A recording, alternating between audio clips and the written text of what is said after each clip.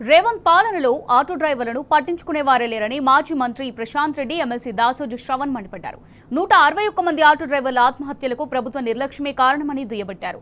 అన్ని వర్గాలను గాలికొదిలేసిన కాంగ్రెస్ కు జూబ్లీహిల్స్ లో తగిన గుణపాఠం చెప్పాలని ప్రశాంత్ రెడ్డి శ్రవణ్ విజ్ఞప్తి చేశారు.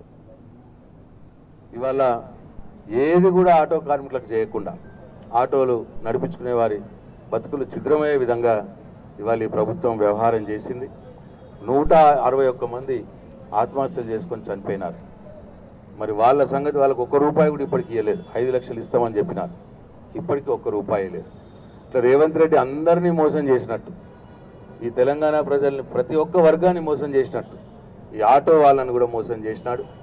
డిమాండ్ చేస్తూ ఉన్నాం ఈ ప్రభుత్వాన్ని, ఆటో కార్మికులకు మీరు ఇస్తామన్న ₹12,000 అంటే ఈ 2 సంవత్సరాలకు ₹24,000 వెంటనే చెల్లించాలి.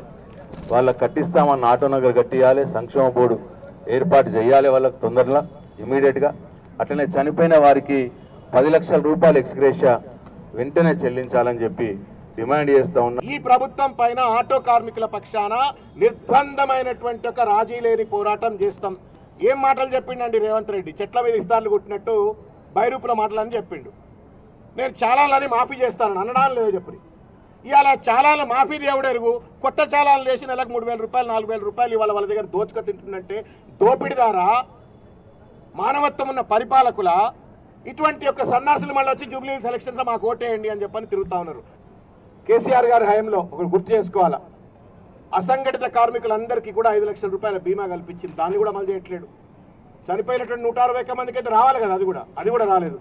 ఇట్లా ఈ మోసం చేస్తున్నటువంటి ప్రభుత్వానికి కర్రు కాల్చి వాత పెట్టాలి జూబ్లీహిల్స్ ఎన్నికల్లో అని చెప్పని చేతులెత్తి నమస్కారం చేస్తూ ప్రజలకు కానీ ఆటో కార్మికులకు కానీ అందరికి కూడా విజ్ఞప్తి చేస్తాం. 24 గంటలు పనిచేస్తున్నాం సార్, వాళ్ళందరికీ మేము ఆటో డ్రైవర్లు అని చెప్తున్నాం. ఎక్కినోళ్లకు, దిగినోళ్లకు, అడిగినోళ్లకు, అడగనోళ్లకు ఇద్దరికి చెప్తున్నాం సార్. అడిగినోళ్ళకి చెప్తున్నాం, అడగనోళ్ళకి చెప్తున్నాం. కేసీఆర్కి ఇయ్యాల జూబ్లీహిల్స్ ఎలక్షన్స్ వచ్చినాయి. ఈడ దంచుతనే కొడుకు ₹24,000 అవ్విస్తాడు, రావాల్సిన బీమా ఇస్తాడు. 161 మందిని చంపేసిండు, ఆత్మహత్యలు చేసుకునేటట్టు చేసిండు. దానికి పూర్తి బాధ్యత ఈ రాష్ట్ర ముఖ్యమంత్రి రేవంత్ రెడ్డి వహించాలి. దాని ఎక్స్గ్రేషియా వెంటనే ప్రకటించాలంటూ 2 साल से जब कांग्रेस की हुकूमत आई, उस 2 साल की दौरे हुकूमत में इतने तकलीफ वो झेले 40 साल से नहीं झेले, क्योंकि हमारे ऑटो वाले भाई की जो जिंदगी होती है बहुत मुश्किलों से गुजरती है. अभी रेवंत रेड्डी की हुकूमत में एक दोहरा चेहरा है, दोगला चेहरा है. एक ये दोगला चेहरा इसलिए कह रहा हूँ क्योंकि हमारे बहनों को जो है ना फ्री में बस दे दिए, और दूसरी तरफ जो है हमारे भाइयों से डबल पैसे ले रहे. तो ये एक दोगला चेहरा है हमारे रेवंत रेड्डी सर का, क्योंकि उन्होंने जो धोखा किया है हमारे ऑटो वालों के साथ, हमारे गरीबों के साथ बहुत बड़ा धोखा हुआ.